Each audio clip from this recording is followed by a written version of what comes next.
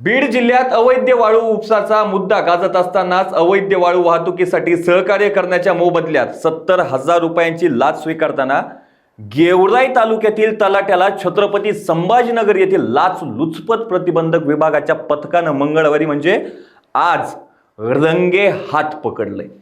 विलास राजेंद्र मोराळे असं कारवाई झालेल्या तलाट्याचं नाव असून तो गेवराई तालुक्यातील खामगाव सज्जा येथे कार्यरत होता।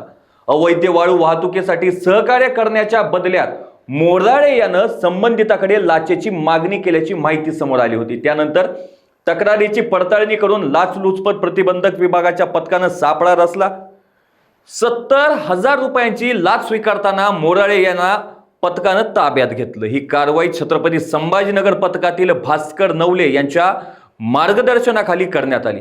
या प्रकरणी संबंधित तलाट्याविरुद्ध गुन्हा दाखल करण्याची प्रक्रिया सुरू आहे। महसूल विभागातील अधिकाऱ्यावर झालेल्या या कारवाईमुळे जिल्ह्यात खळबळ उडाली आहे। दरम्यान गेवराई तालुक्यातील अवैध वाळू उपसाचा मुद्दा यापूर्वीच चर्चेत आलाय। घरकुल लाभार्थ्यांसाठीचा वाळूसह अवैध वाळू उपसाच्या प्रकरणात महसूल विभागाच्या भूमिकेवर प्रश्नचिन्ह उपस्थित झाले होते। वाळू उपसा प्रकरणी चकलांबा पोलीस ठाण्यात 19 जणांविरुद्ध गुन्हा दाखल झालेला असतानाच आता अवैध वाळू वाहतुकीला सहकार्य करण्यासाठी तलाट्यानं लाच स्वीकारल्याचं समोर आल्यानं महसूल यंत्रणेच्या कार्यपद्धतीवर पुन्हा एकदा प्रश्नचिन्ह उपस्थित झालेत।